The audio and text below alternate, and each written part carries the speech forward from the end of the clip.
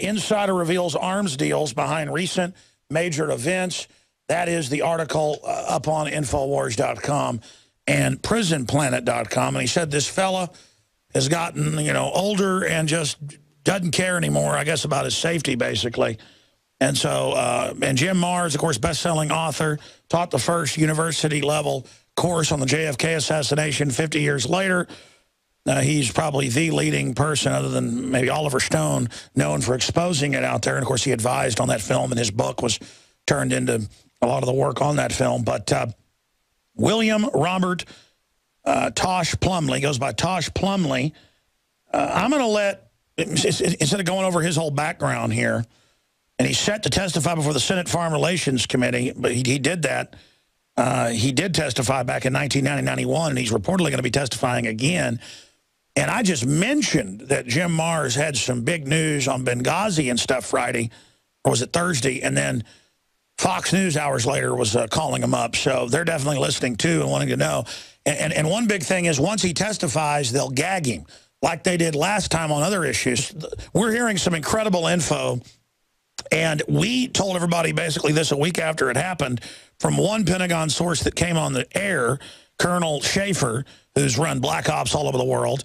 And then he got in a lot of trouble and said, well, I didn't mean exactly what I said, so he had to retract some things just so he didn't get in too much trouble. But he said what he said, and he knows he said it on air. And then we had, he said all hell broke loose. And then we were the first to report this, by the way. I'm not bragging. No brag, just fact. It's actually, I wish other people were the first to break this, because we've had Saudi Arabian intelligence, that's clearly who it is, messing with my reporters, saying nice family, videotaping them in the street. We've been getting a lot of death threats of the serious type. They are hopping mad right now, folks, that we exposed the rebels. We're given chemical weapons by Saudi Arabian intelligence. We're on the cutting edge of this, so I'm glad other people like Tosh Plumley is going public. But I want Tosh to be able to finish up points and recap what he said. It's historic information here from multiple sources, including a NATO high-level military officer.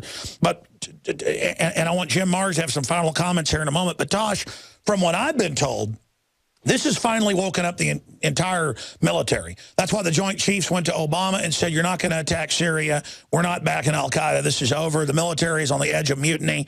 The vast majority of military and polls are against it. All the military I talked to knows that they were watching live feeds or talked to friends that saw live feeds from the predators of the 6.5-hour gun battle as they were ordered to stand down. NATO all saw it. Everybody knows it was a hit. So here's my question. Did they pull off security and just let them kill them? Or did they order the Benghazi security, the al-Qaeda forces, to go kill them to get rid of the witnesses? Did they let them die for a cover-up, or were they involved in it? Or did your NATO source say anything? And is my information correct that this has the New World Order in deep trouble because so much of the military now understands how expendable they are? Well, in my opinion, they came out here and they tried to turn that into political. In other words, it was a very serious situation that was rapidly developing over there. In other words, the State Department and other agencies refused or did not, I'm not going to say refused, they did not get back to them in time because they were concerned of how that was going to look politically. It would be a political bombshell if it was revealed that U.S. weapons at that point in time were being given to factions in the Middle East, through Turkey, Jordan. It would also expose methods and procedures. It would also expose our CIA safe houses that were operating in Jordan and other places, Pakistan and Turkey, and Saudi Arabia. It would expose those operations that were involved. It would expose our politicians on both sides of the aisle that was involved in corporate gain, in my personal opinion. So that had to be blocked. We had a military situation that had the military intelligence from that region over there, and it was about to explode.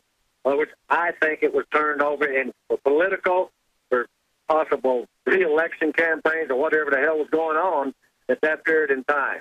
Point is, those people got sold out.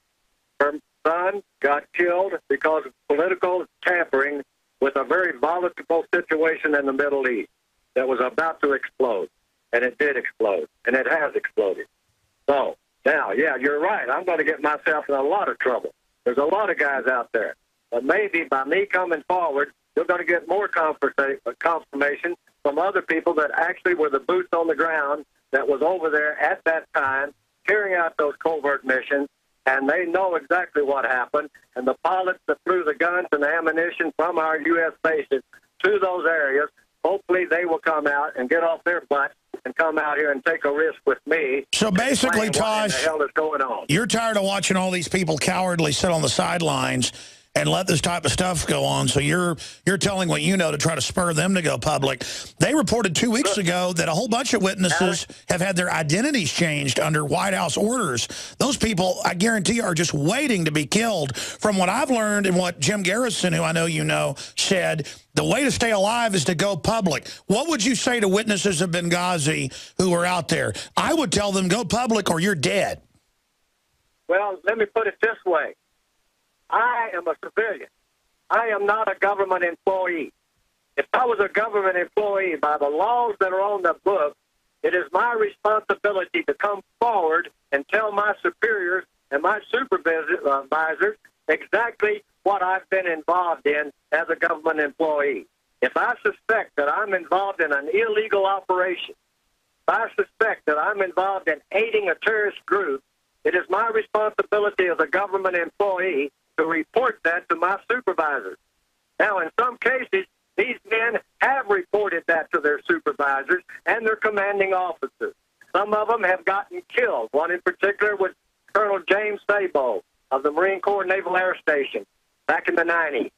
He went forward on a gun-running operation down to Caro Quintero, Guatemalan guerrillas being trained at a secret base down in Mexico. He got killed for that information. They tried to say it was suicide. Okay, it was not a suicide. It was an outright hit. The people that was involved in that supposed situation, that was an outright hit. Look, the reason I'm being so adamant is I don't want one of these black ops hits hitting me or my family. So I need the support because I am a civilian. I am not a government employee. I can talk. I don't have to worry about my pension. I don't have to worry about my star. I don't have to worry about, am I going to get a new rank for playing ball with the politicians that are taking over the military-industrial complex? My opinion. Does that explain anything, Alex? No, it certainly does. I'm just advising people that have direct knowledge who haven't already been killed. They're saying a bunch of Benghazi people have changed their identities and will never be seen again. They probably changed their identities like Jimmy Hoffa. Look, most of the people that do these extreme black ops are working under cutout names. My name was, hell, I'm not even going to go into that. That's not important. But there is a system out there that is in place that is pilfering and stealing from the American people for profit, for gain, corporations, contractors, people that get out of the military and go to work for a contractor and go security, go over and get involved. Follow the money. Find out where these guys are going for. Go into Qatar, go into Jordan, go into Turkey, go into Pakistan. Get these safe houses. Bring this stuff forward and advise the American people. Mainstream media will not touch this kind of information. Number one, it's their responsibility to bury it. Now, I'm hoping that some of my crews that I'm familiar with will come forward and say, well, this is what I did. But if they do, they will lose their pension, and they will have the Internal Revenue on their ass before sundown. Alex, if I can jump in here and try to put all this together, everything we're talking about, it ties right into everything that you talk about constantly on InfoWars, which is the dark center of the New World Order, if you will, okay, or what Bill Moyers calls the shadow government. And at the very center, it's the money. It's all about the money. And who handles the money? The international banks, the big guys, okay? Citibank, J.P. Morgan, et cetera, et cetera. All right? And then, so this is the money that is greasing the shadow government, which is actually running the United States, not our elected officials, not the Constitution. And this is why it's so important for this information to get out to everyone so they can start dealing from a position of reality instead of operating with rose-colored glasses in la-la land. And Jim, it's getting more reckless, and they're using the al-Qaeda threat to take our liberties. These corporations and groups are out of control to the point of the British won't even launch this attack on Syria, knowing it's going to start World War III. These people are out of control, and I salute you and Tosh Plumley. 1 minute final comment from you, Jim. 1 minute final comment from Plumley. Well, mine's real simple. People have got to wake up, start listening to alternative media, educating themselves so we can turn this country around and go back to the principles of freedom and liberty that it was founded upon. JimMars.com is the website. Okay, Tosh, final comments. My final comment is the reason I'm doing this is I want my country back. I'm a patriot. I'm an American citizen, and I have fought hard over my life. I'm 76 years old, and it's time to put this shit to bed. Amen, brother. Yes, it is time to put this globalist garbage to bed. It is time to turn things around. Things are getting so crazy, and the criminals are so out of control.